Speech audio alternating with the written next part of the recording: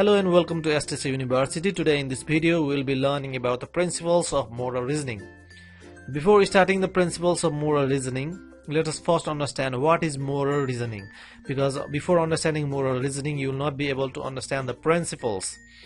So moral reasoning is the thinking process with the objective of determining whether an idea is right or wrong. Now let me give you an example. A thief steals $1,000 from the bank. Now, is the thief doing a right thing or a thief doing a wrong thing? Most of you say it is a wrong thing, right? But what if you use this as the money for the child education and providing free education? What if he uses for building a library to provide free education for the poor? You might think that it is a right thing.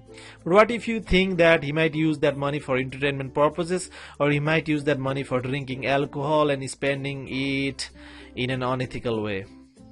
It is wrong, right? So you are facing a dilemma whether stealing money is right thing to do or a wrong thing to do. So moral reasoning actually is providing an answer and interpreting the event to be right or wrong, or interpreting an idea to be right or wrong based upon the reasons why you think that the activities are right or wrong. It is the determination of right or wrong. So assuming that you have understood that, let's start with the principles of moral reasoning. There are basically three principles of moral reasoning. The first one is deontological reasoning, the second one is teleological reasoning, and the third one is ontological reasoning. Now we'll describe all of them one at a time. Let's start with the deontological reasoning. Deontological reasoning is one of the important reasoning of moral reasoning.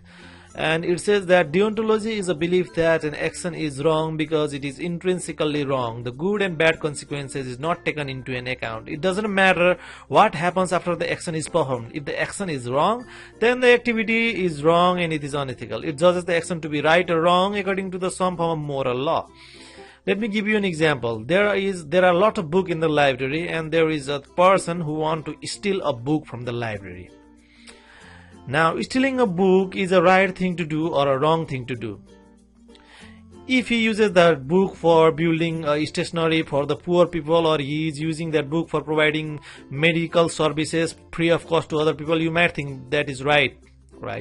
But deontology says that it is wrong. Why it is wrong? Because stealing is unethical.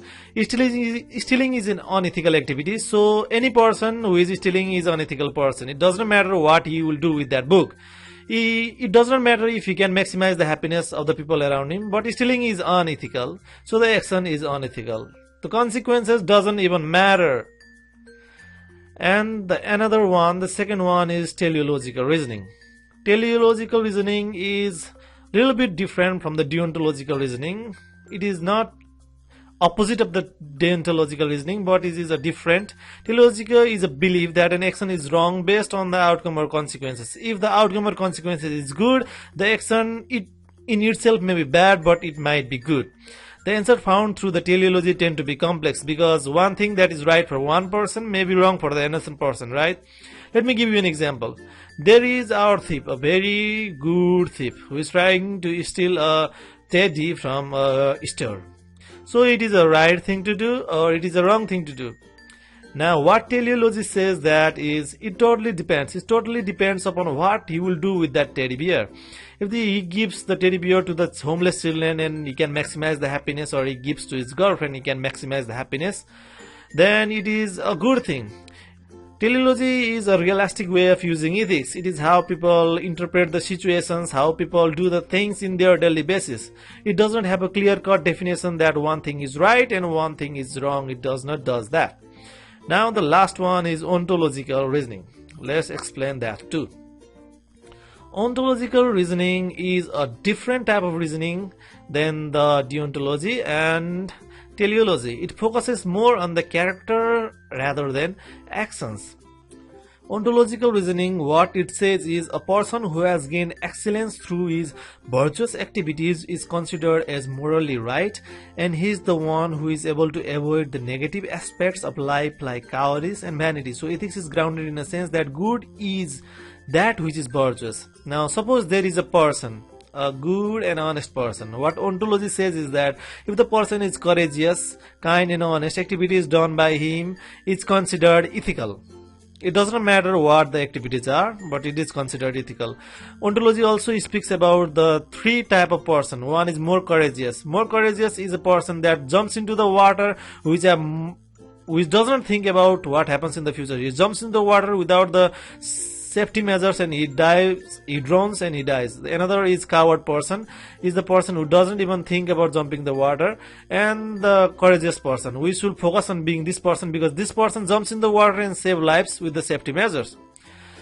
Ontological reasoning also says that works done by the courageous people are considered morally right, because right thing to do is both subjectives and objectives. Now let us flashback and look what we have learned till now. We learned about the three principles of reasoning. The first one was deontological reasoning, second one was teleological, and third one was ontological.